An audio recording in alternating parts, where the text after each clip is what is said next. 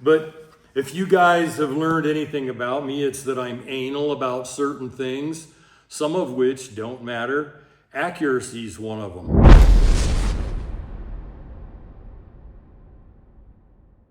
Hi folks, Tim Sundles here. My beautiful wife Kim is filming on her iPhone, and I've been back from the Africa elephant hunt for 3 days, maybe 4, I think 3. And I'm doing the jet lag thing. I don't even know what day it is. This is a video I wanted to do before we left, and I just didn't have time. We did a video on this one National Match M14. It's an all original TRW 1963 made National Match M14.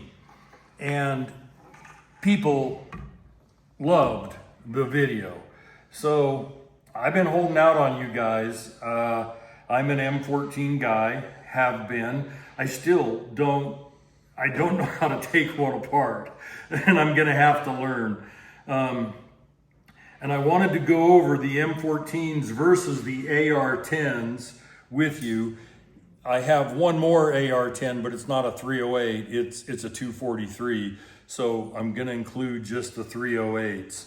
And I wanna talk about when I did the video on this National Match M14, I got so many comments, they're all over the board. First of all, it does have a selector switch if you want to go full auto. However, it's welded up. And I don't know if they did that at TRW, when or where it was done, but it is not a select fire rifle. The M14s interest me. They're battle proven. I mean, we had millions and millions of them in the battlefields in some of our wars, like World War II, in the Korean War, even in the Vietnam War, we were still using M14s for certain work. And I know that we had to bring some M14s back when our military guys were playing in the sandbox, in the Middle East, because the AR-15s just couldn't get the job done at long range. The 308 will do that. The 308 just turns things into rubble. If you start pummeling cover with a 308, you can kind of dissolve the cover pretty quick. And so everybody was and I don't know why. I shouldn't say everybody. I got a lot of people bashing Springfield Armory M14s. Well, here's one. And they don't make this version anymore. This isn't a National Match. This is actually a grade up from the National Match. I believe they called them Super Match. Has a slightly better trigger than the National Match and has a bunch of National Match features, but some upgrades over the National Match. And I can take this out with our sniper load. In fact, if I can get my beautiful camera woman to photograph the buffalo bore box right there, that's our sniper load. It features a 175 grain Sierra Match King bullet. Now, if you look at the box next to it, that's the Lake City Arsenal National Match ammo. It has basically the same bullet weight. It's 2 grains lighter, and it's going 150 feet a second slower. I did some chronographing for this video that I want to go over all this with you. And I'm just going to start down at this end. This is one of the Springfield Armory SOCOM 16s, the 16-inch barrel with the muzzle brake. This one's got the forward sight mount. You could put a reflex sight on there. I put a 2.75 power cheap buroscope that I had laying around on there. And I'm not really a scout scope kind of guy. I've used everything. And I can use one just fine. And this scope is fine for this application. this rifle, and everybody was saying, oh, the Springfield M1As. And just so you understand, the original M14 made for the military is an M14. As soon as they make it for civilian use, which is no longer select fire, sorry, babe, that's all right. As soon as they make it for the civilian market versus the military market, they call it an M1A or an M1A1. That just means it's for the civilian market. It's not select fire. So yeah, it's an M14, but it's really an M1A. And this little thing with a 20 round mag in it, I can just chew hillsides apart. It's nice and portable, you know, easy in and out of a truck. My problem with the shorter barrel and with the standard M1A or M14 is they aren't accurized like the National Matches. But if you guys have learned anything about me, it's that I'm anal about certain things, some of which don't matter. Accuracy is one of them. I want National Match specs. So this doesn't have National Match specs, which is why I don't carry it in the car. That's really stupid. And then you've got the SOCOM 2s, which are just the SOCOM 16, but they come with all the cheese grater stuff on them. And I don't even know if they still make these. I bought these 15 years ago. You know, and really all I need is something for a light and something for optics if I choose optics. Man, these things, I mean, they got, and they're a little harder to carry and stuff. They're not quite as comfortable. But geez, you can attach anything to them. They shoot good. Again, we're talking at 100 yards with decent ammo, a minute and a half, you know, maybe at the worst 2 minutes of angle. That's good accuracy. This one is just identical to this one, except that I used to keep it in a corner in the house, so it's got a little flashlight on it. I don't even keep it in a corner in the house anymore, but I used to. I introduced you to this, and I've shot it even more since I've been back from elephant hunting in Botswana. I love this rifle. If it wasn't all original, I'd go snip right here with an 18-inch barrel, but it's all original, so you know nothing's gonna change. It's gonna stay exactly the way it is. And it, you know, with the flash hider and stuff, they are a little bit long for getting in and out of the trucks. And for YouTube purposes, that is legal for you to snip, but you're not suggesting that you're going to do it. You're not going to do it. I just said I wasn't going to. I know. I just said it makes them handier to move around in and out of a vehicle. Just don't want to get YouTube in a tizzy. Yeah, okay, so this is the sniper rifle. It's got a 1 in 10 twist barrel on it. The regular M14s, I think, are 1 in 12. These Springfields are, I believe, 1 in 11s or 1 in 10s. With this load, with that Buffalo Bore sniper load right there, this thing on its worst day, you know, with optics, at 150 yards, it'll shoot 1.5-inch groups. It'll just do it all day long. And I'm sure if I played around with different ammo, that I could definitely get it to shoot better. What's interesting is when I shoot it against the National Match M14 with iron sights, I take the scope off and just run it with iron sights with the same ammo. This National Match M14 made in 1963 shoots every bit as good. And you know, I know you get good rifles and bad rifles. Some are more accurate than others. I get it. So what I did is I called up LRB.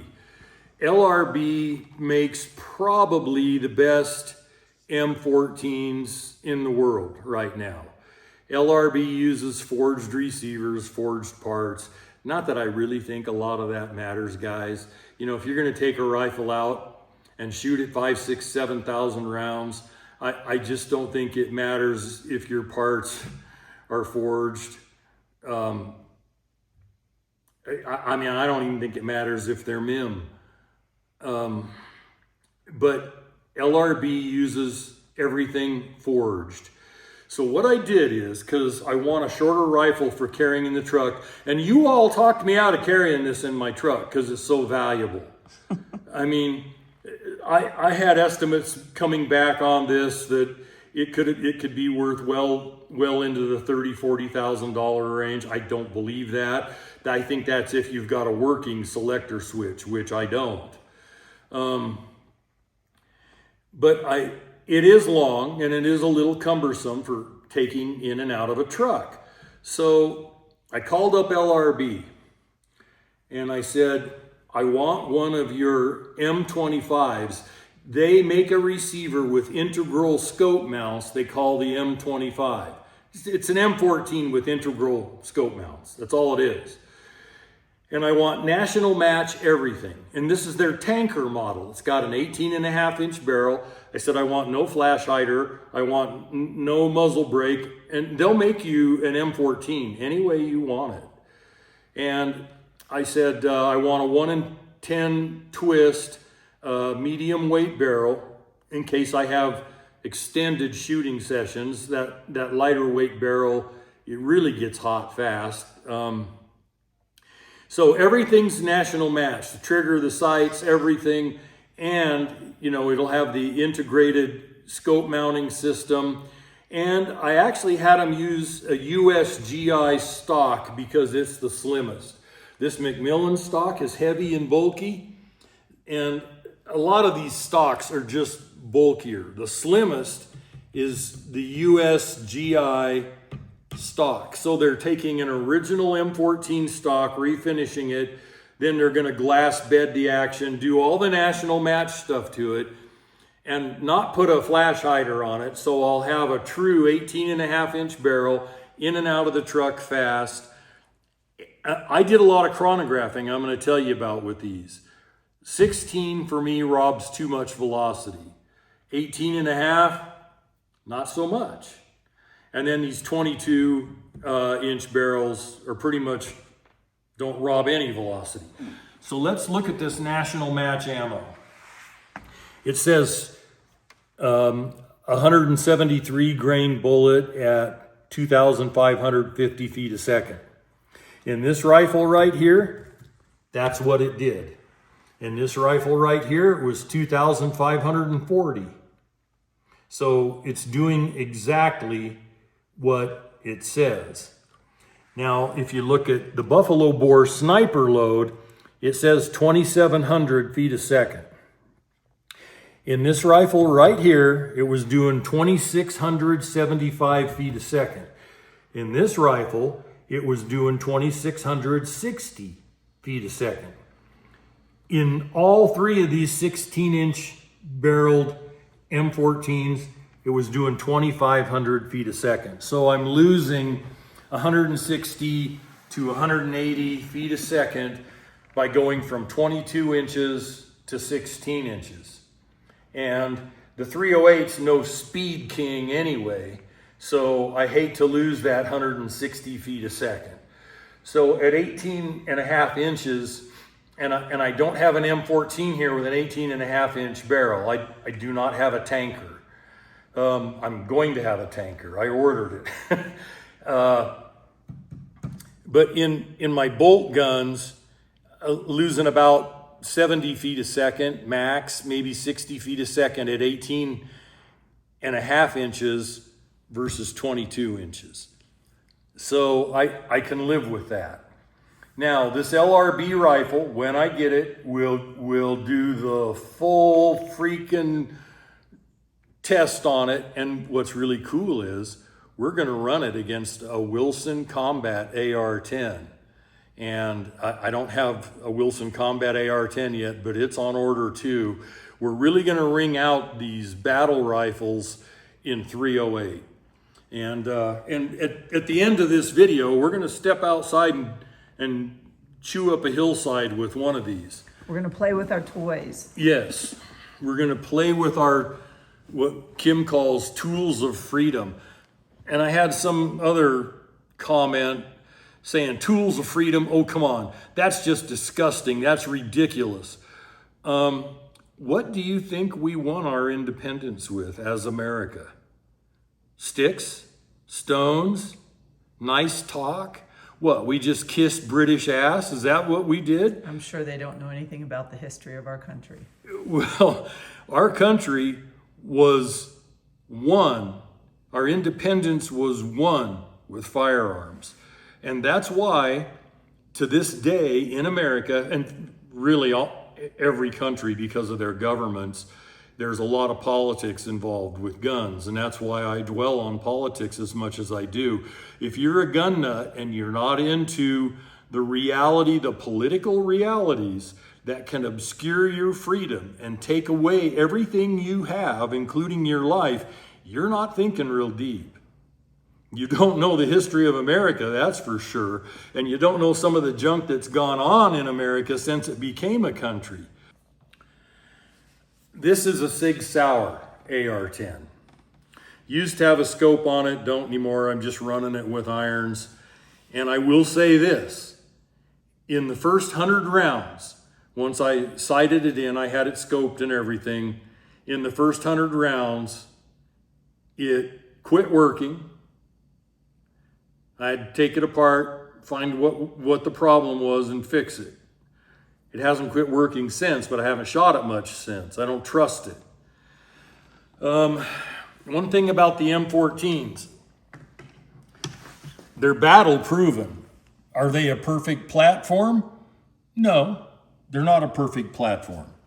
I don't think there's a rifle that is a perfect platform.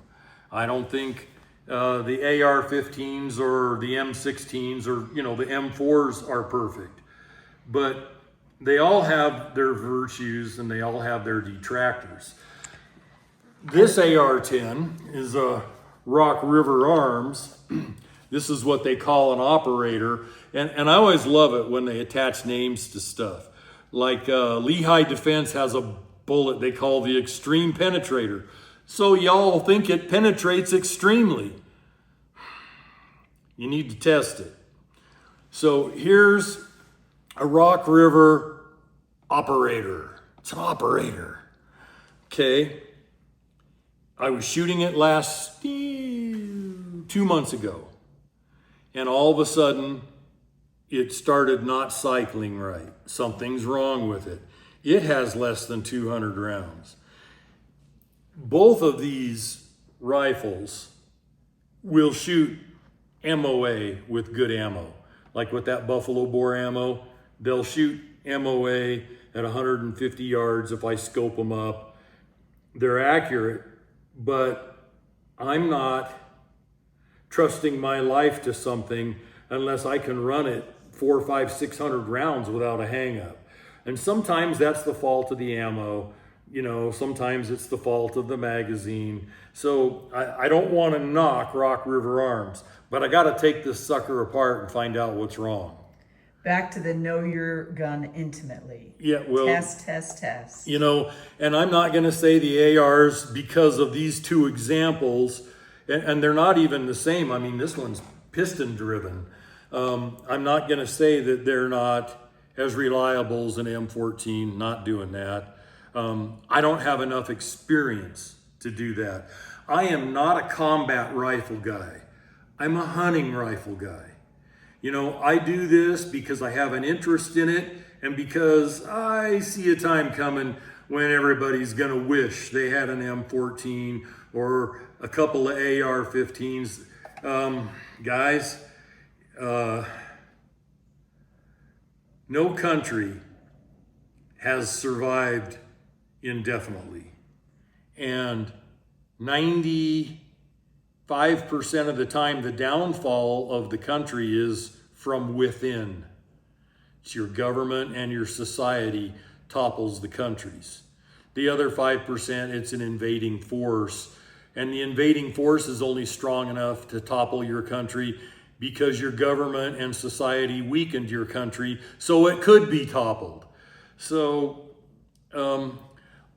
I'm a big believer in owning a few battle rifles, having thousands of rounds of ammo, and having the guns dialed in. Dialed in, know how to use them. And I'm a hypocrite. I don't know how to take these M14s apart and then put them back together. I'm going to be learning that in the next few months. It's really important to me to understand the guts of these M14s. Anyway, I will have the LRB tanker all built to National Match standards with no flash hider, so it's short. And I will also have the Wilson Combat AR-10 chambered in .308, and we will run them side by side. And I went with Wilson Combat because everything of Wilson Combats that I've ever owned or fired was top notch.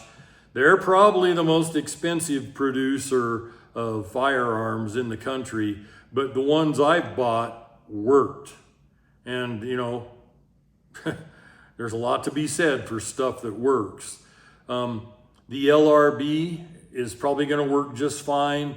The M14 platform has seen so many wars. AR-10s, to the best of my knowledge, other than a few special operations, haven't seen full-blown wars. Where a .308 is needed, the AR-10s have been used a little bit, but usually when a .308 is needed in war, they go back to the M14. Just saying. So let's go into a little history lesson or discussion about all these politicians, of course, talking about assault rifles. What's your opinion on that? Well, gun violence in general. I mean, if I run over you with my car, is it car violence? You know, when Tiger Woods' wife went after him with a golf club, was that golf club violence? You know, I mean, there's been people killed with screwdrivers. I don't hear them talking about screwdriver violence or hammer violence or chair violence. I mean, more than one person has been beat to death with a shovel. It was shovel violence. Steel-toed shoes. Yeah. So what I'm trying to say is it's social engineering. Don't be a fool and don't buy it. Don't go along with this social engineering crap. It's just disgusting, and it's a lie. ARs have been used in hunting, in ranching. Oh. They're not assault rifles. Well, okay, so you assault your cow with it. You know, I mean, it's still an assault rifle. When I was in Africa elephant hunting this month, my ranch manager, after I killed a big bull elephant, we went back to South Africa where Kim and I have a game reserve. And my ranch manager handed me an AR-15 he got approved for, and he had it all sighted in with a certain type of ammo. And so we have too many wildebeest. So I went out with that AR-15. It was a Daniel Defense, had a 2.5 date loophole on it that he said was all sighted in. I took his word for it because he knows how to sight in a rifle. And normally I would never take anybody's word for something like that. I would double check myself, but I trust Chris. And so I went out and popped a blue wildebeest with a 223 right here at a little over 100 meters and just poof, watched it go down. So does that make my Daniel Defense AR-15, does that make it a wildebeest rifle? No, babe, it's an assault rifle. Well, I assaulted a wildebeest. So I know. which is it? Therefore, it's an assault. I mean, you know, we need to quit buying into this crap. And even the conservative news media companies do it. You know, gun violence is horrible in Chicago. Yeah, well, there's probably at least as many people stabbed in Chicago.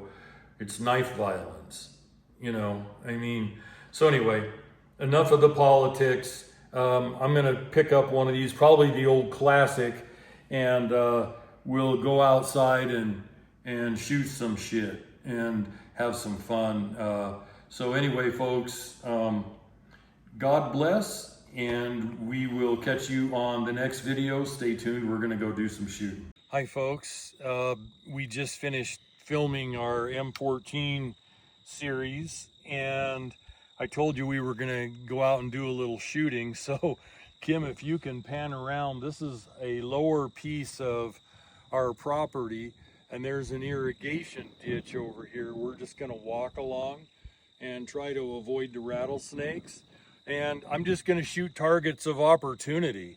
The rifle is fully loaded. It's really fully loaded now. Safety's on. And I'm just gonna put my earplugs on now. I mean, look where we live. It's so beautiful. We've got elk and deer and bear. It's just absolutely beautiful. And I get to come out here, and if I'm in the mood, I just blast away, and I'm in the mood. So let's go blast away. Oh, look, a wild and elusive rock. Rock season is open. Hold on.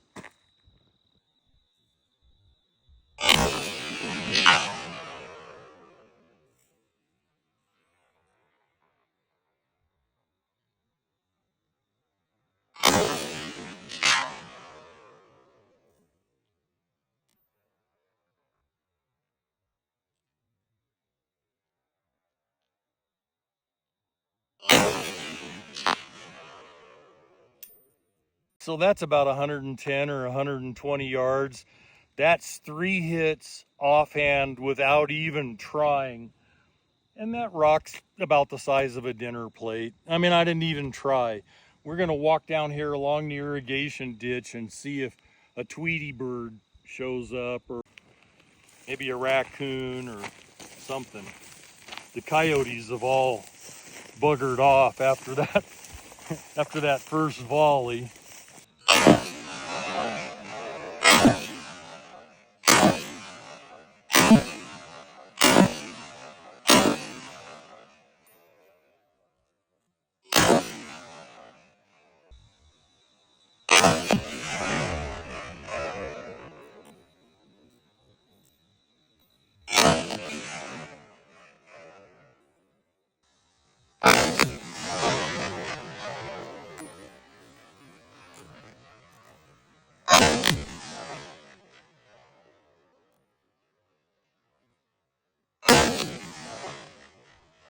So we burned up that first 20 rounds just screwing around. Had to put a spare magazine in. So now we're gonna burn up some more.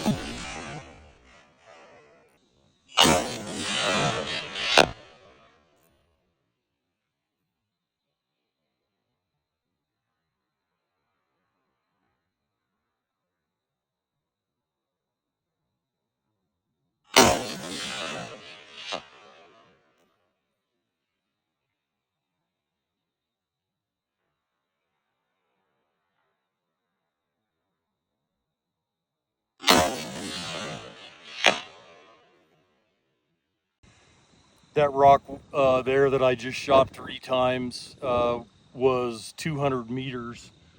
And I mean, I don't know if you could hear the bullet hitting the rock.